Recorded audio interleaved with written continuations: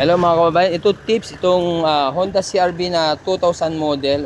Pag mangyari sa inyo to, ito ayaw gumana yung speed sensor, speedometer sensor. So ngayon, paano ang mag-testing? So ganito. Yan mo muna. Ikaw pa yung sakit to. I-ground natin, testingin natin yung sakit kung may kuryente. So yun muna ang unang gagawin mga kababayan. Ito mo.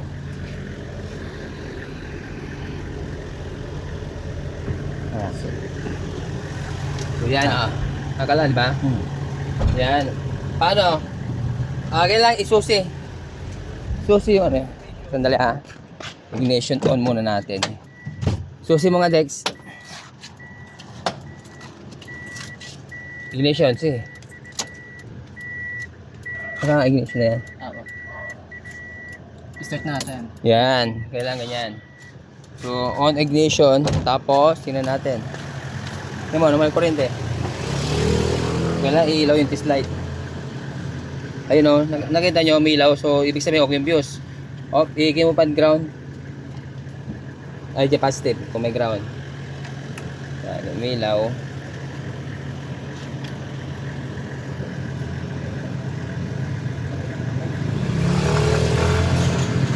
Oh, may ilaw, di ba? So, yung isa. Ngayon, paano natin i-mode kaya? Ilagay mo sa ano yan, sa negative yung ano, kung gagalaw yung yung isa na ano. Igagalaw natin, kung gumalaw yung speedometer, so ibig sabihin okay yung ano. Sandali, ano? Gumalaw. Gumalaw ba? Gumalaw. Sige. Ayun oh. I-ground ground. Ground.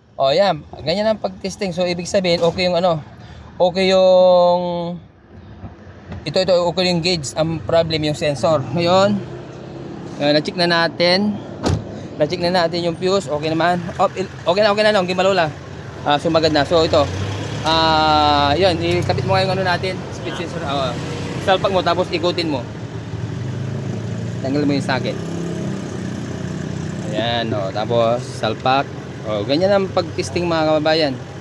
Pagka encounter nyo yan, pwede kayo mag-DIY ngayon. Ganyan, di ba? Tapos iikutin niya. Ikutin mong ganyan. Iniikot niya, di ba? Tingnan natin. Gumagalaw. Gumagalaw.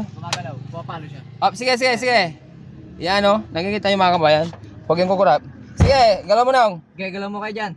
Yan, Yun, ganyan ang pag-testing ng speedometer sensor mga kabayan. So, kadalasan nasira yung speed sensor ang nagiging problem. So, yan, okay na. Ayos na. Ay, kabit lahat tanggalin mo na yung sa kanya.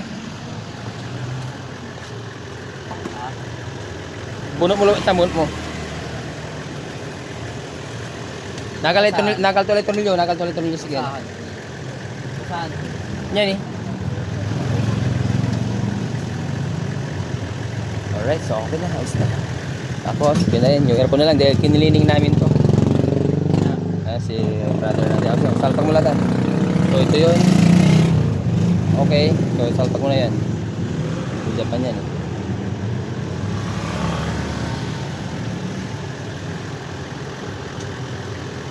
So pag mangyari sa inyo yan mga kababayan, pwede kayong mag-DIY. So yun lang pag-testing ng speedometer sensor.